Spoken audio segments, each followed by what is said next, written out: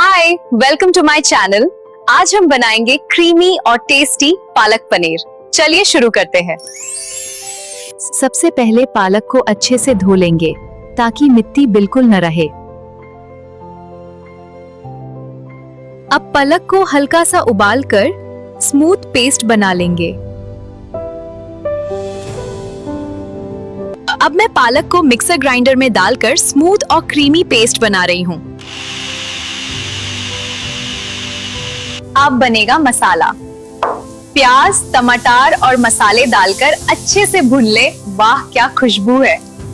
अब इस गर्मा गर्म मसाले के ऊपर डाल रहे हैं फ्रेश पालक का स्मूथ पेस्ट।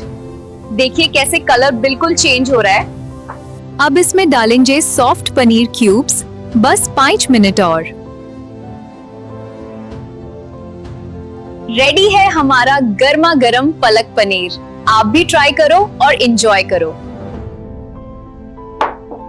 मैं यहाँ नए आइडियाज और मजेदार वीडियो के साथ आती हूँ। अगर वीडियो पसंद आए तो चैनल को फॉलो कर लो और मुझे अपना दोस्त बना लो।